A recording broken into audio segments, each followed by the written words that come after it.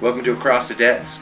We have Sean Cummings back with us again this week, and we're going to talk some more about the jail trust and what's going on with the Democratic Party in the last election, right here on Across the Desk.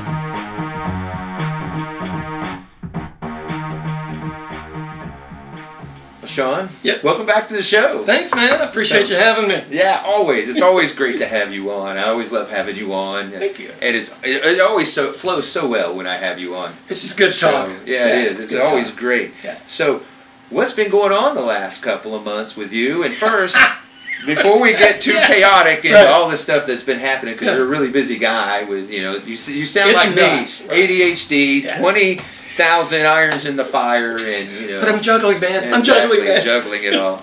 So let's cut in with the Democratic Party, and you ran for the chair of the Oklahoma Party, Democratic Party. Yeah. So kind of the quick take on this is, so I ran against Alicia Andrews and oh goodness gracious, I'm gonna forget the other lady's name. Anyway, there were three of us running. And look, the deal is I didn't get elected. Mm-hmm. And so what that tells me is people within the party structure did not want change. Alicia Andrews won, and she won handily. I mean, I got 80 votes, but here's the thing. 800 votes last election, under 400 this election. It was all done online. Oh, okay. It was a mess. And I'm not saying that cut anything out or that it would have changed. What we've learned is they are not interested in doing something different, because really right now the Republican Party has gone off the deep end. We should be able to raise millions and millions and millions of dollars. I would think. We should be able to get candidates easily. I know. Have you heard of any? I actually, the weird deal is, we talked last time you were on the show, I said, Danny Glover, remember him? Danny Glover? David, yeah. Well, I actually talked to him a couple weeks ago, because, long story. But anyway, I talked to him about running. Yeah. And he said that he's looking into it. He's already sits on a planning commission of his party, he's looking for running for city council. And he'll be good. Yeah. Here's the thing that I would say on that. It isn't whether they elected me or not that other people were going to come running in. Yeah. The energy hasn't changed. No. And the energy has to change. Yeah. And look, if this is what people want, they want it. So David, myself, my wife, and another lady named Susan McCann have all we're going out and we're starting our own PAC. And we are just going to go find candidates, finance candidates, train candidates ourselves, and bypass all the... Now that's what Oklahoma needs, because we really need Democratic candidates in Oklahoma that, meet the bar. Right. Really. We don't just want anybody. They need to meet the bar, but that's a good way to go about it, putting together a PAC that actually looks at qualified individuals to run for the... And what you have to do is you have to have some minimum qualifications. You've got to be progressive. And so then we are willing to not only put money behind you, teach you how to raise money, get you volunteer staff and everything. So it will take if it's school board, city council, which is what I like to work with, small races like that, it will make you the professional in the race. Yeah. Proven ways of doing it. So we'll see how slow this gets rolling. It's harder to get that ball rolling than you think, because we're not doing it for any money. Well, and I can think of a lot of things. One, it always helps to have down ticket races. Mm-hmm. Always. That's where you get your voters. Your locals come out. Right? Yeah, because the people down ticket are out there doing the local grassroots it's the top stuff. Guy and it's not. Yeah, because if you don't have that's the problem with like the Libertarian Party or independents that run. See, Libertarian Party, they always run somebody at the top of the ticket, and they have nobody underneath. So there's no support underneath. There's none of these lower races campaigning, so they can't win. You get the frustration of that. So to get your neighbors out to vote, if you went within 6 blocks of your home, which would be a smaller district, and went and talked to everybody, your precinct, they would cross party lines for you. But they're not going to necessarily cross party lines for an ideology of a person at the top. Yeah. Does that make sense? Yeah, that makes a lot of sense. Makes a lot of sense. That's what we're trying to do. Excellent. So that's what your PAC's doing, that you're putting together? Yeah. Have you already put it together? You got to go. We're still rolling. We have a candidate we're working with right now. You might be familiar with her. We're doing Cathy's stuff. That is going to be our outbreak campaign. And she's running for county commissioner, Oklahoma County Commissioner. Against the evil Kevin Calvi. Kevin Calvi. Yeah. And that's district in the county. That is, I hate to say it, I don't know. I don't know I either. literally can't don't remember. know. I looked at. I saw it just like a couple of weeks ago and knew it, and I can't. And I remember don't which want to one be it is. wrong, so I Yeah. would much rather say I don't know. 1 through 7. One of them. It's It's one of 1 them. through 3. Yeah, 1 so- through 3. Yeah. 1 through 3. She's running against Calvi. She's been able to raise money. She's had tons of volunteers on the first Awesome. walkout. Yeah, so I saw that. we're good. Yeah. I would have helped. My weekends are usually Just with give us kids another and, time now. property outside of the metro. You I'm help gone. by doing this. You know, I do. I reach a lot more people doing this than I ever have knocking doors. Right. And I've knocked doors. I've been out there. You get 1 out of Yeah. every 30. Yeah, and I've It's knocked hard. doors. I've been there. I've done that. But really, I reach a lot more people doing this show. I know. And I think it's a good medium for That's me. what helps. No, it really does.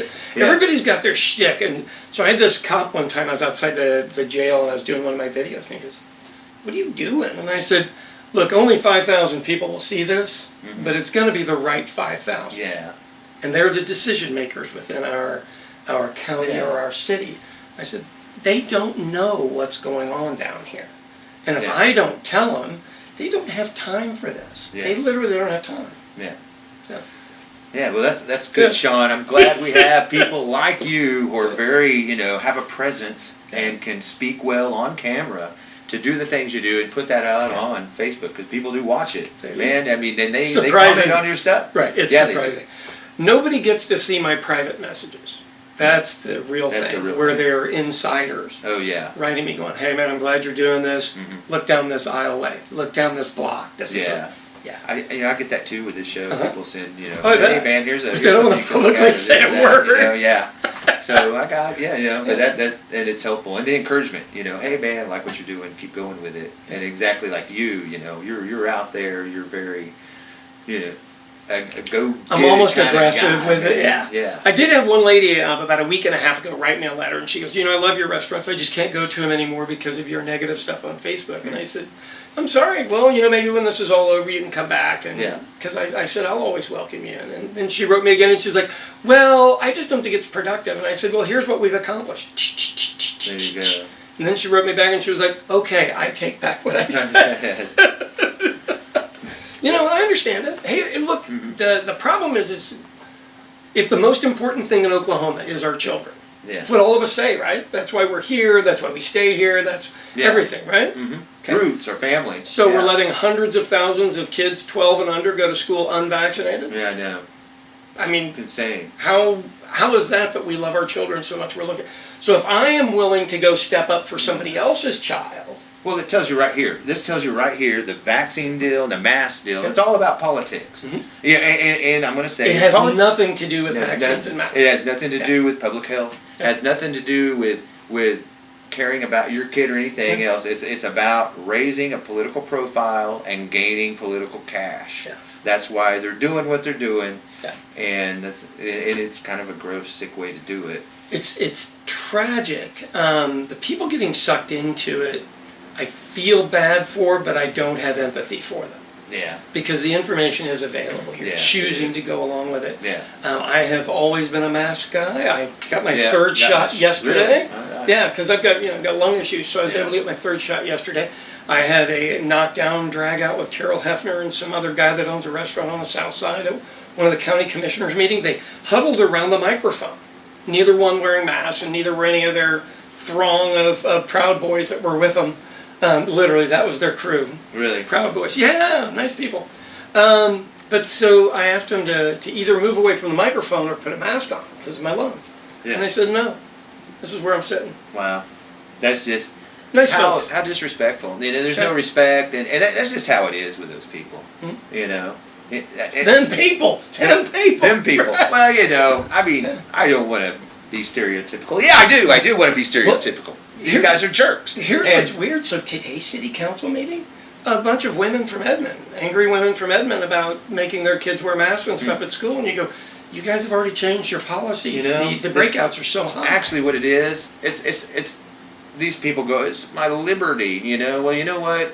Your rights and freedoms end where somebody else begins. And really, this is the whole deal with the Department of Education suing places like Oklahoma, because what it is, it's discriminating against those with disabilities who aren't able to go to a live lesson because they have immune my sister teaches compromised special ed systems teacher. or anything else that keeps them, from getting in a vaccine, or even makes them even more susceptible to getting it. So it's keeping those people Or from going to spreading school. it for that matter, because they can't keep masks on. Yeah, exactly. My sister, one of them's like two that teach special ed, one teaches severely, and she's got like 8 kids, and none of them could keep them on. And then there's always a fair amount of snot and bodily fluids and everything else you're dealing with, and that's but no protections whatsoever. No protections whatsoever. And this goes in further in line. Come on, let's be honest. This is how Republicans are. They see those that they disagree with in our nation, their own fellow citizens, and they try to use the force of government to harm them. Right. And that's what they're doing here. They're trying to harm people like teachers, who they don't like anyway. They don't like teachers. They don't like any of them. They like to get rid of them. But they so this vote is what they're for doing. them. That's what's weird. So Cathy did this speech the other day on Drew Edmondson's campaign. Yeah. Good, solid guy, good name, had money, down for the teacher strike, was down there with him every day. I didn't vote for him. He lost by a percentage that just means the regular Democrats that vote every time is who he got. He didn't get anybody else. Those teachers are voting for the exact people that are trying to ruin their careers. Wow. Yeah. I don't know how to help them. At that point, you and I gotta go, oh, what can we fix? Yeah, exactly. City, school board. So while we have the time here, let's talk about something else that you've been working on. You put a video out on YouTube, not YouTube, but Facebook, just this morning. Oh, it's a Criminal Justice Advisory Council. They're called CJAC. CJAC. So who is CJAC? Nobody knows. We don't know. Literally. You've come to this show to find out that CJAC is, we have no idea. So Clay Bennett is the CEO of it. Clay Bennett. The head of the Chamber of Commerce of Oklahoma City is on the board. Okay. A guy named Tardy Bono is not the CEO, but the head of it. I don't really know what that means, but I'm going to flow with it. I don't know what that is. He doesn't care for me. He's tossed me from a couple of meetings. He literally told me, he goes, "You're not a member of the press." And I go, "I've written books and hundreds of articles. Do you want to Google that?" He goes, "No, you're not. Not recognized press." So yeah, public meeting. Really? Public meeting, so you got a public meeting. This guy hates the Constitution. He hates freedoms and liberty. I know, and people don't understand that that's a big deal. Same thing goes back to my 5,000 people are the ones that need that information to be able to make good choices. Yeah. So CJAC is up here. And it's downtown businessmen and then the people we talked about already. Okay, yeah. And then they were in charge of the jail trust, which is down here. Jail trust, okay. So Clay Bennett put his sister-in-law in charge of the jail trust. So wait a minute. So this JPAC, what is it called? CJAC. CJAC. Okay, bro, CJAC, who we don't know anything about. It's hard enough to even remember the acronym. But so CJAC, we don't know who they are. So they're a government entity. Quasi. They're what is quasi-government? It means none of us really know. And once you start digging in, so I've got an attorney.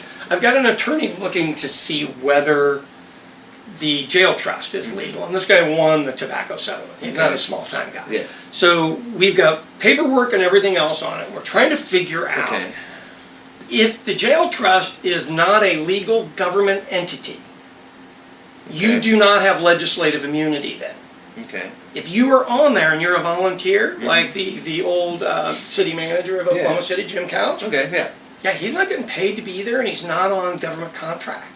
We can personally sue him for liable for the deaths in the jail, for them not taking any action. And this is the guy on the jail trust. Yeah. Not the he's CJAC, but he's now the chairman. Well, CJAC's here, jail trust is here, so they put their people in. So the CJAC puts their people in the jail trust. Yeah. And the jail trust is a political entity, right? Or a quasi-government. It's the same deal. So this has to be put together by the government somehow, right?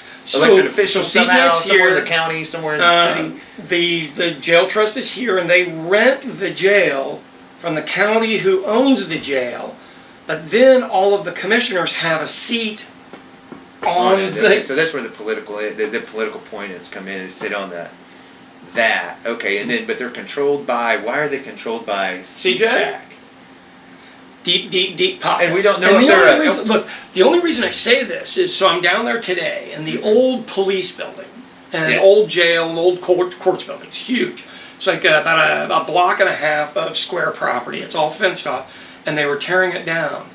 And I looked over and I saw the jail and I went, "Oh dear Lord, I know what's actually happening now." So real estate is full to the river. You can't build anymore. Real estate is full to the east side because highway cuts it off. Okay, yeah. It is, you can still go past St. Anthony's, but then you're into Heritage Hills, you're not getting anywhere there. There's only one way to go, it's west. The jail is in the way, and now you're going to have this parking lot that will be part of this package deal. Okay. It may not happen this year, it may not happen next year, but because of the people that are on CJAC and the jail trust, I am now going, okay, I may have put it together that this is a gigantic real estate deal. It isn't about jail, much like it isn't about the masks. This is about getting these 2 huge parcels of real estate. So you've got 2.5 blocks of real estate for almost nothing, because nobody wants the old jail. What are you going to do with it? Yeah, the old jail is connected to, saw the property was also the same property that's connected with the Civic Center Music Hall. Which is great. 3-block area. Right. Yeah. So it doesn't mean owned by the city, Oklahoma City. It doesn't mean I'm 100% right, but I'll take bets. I'm that confident. What do you think they're going to do with it? Oh, I don't know. I mean, what needs to be next? Do we need to do indoor skiing? I mean, what event do we need well, to... right now, property values are so high, they could just flip it. What event would the extra sales tax that goes on to build the City of the Maps projects be willing to pay for that property and put something This on? kind of reminds me, I don't know why it doesn't, it probably has nothing in relation, but remember the old stage center downtown that OG&E was going to, hey man, we're going to build something great. No, they just went and tore that thing down. They just went and tore it down and decided, we're not going to build that anyway. Really? Right. So, and they never got sued for anything, breach of contract, nothing, just, well, let them do it.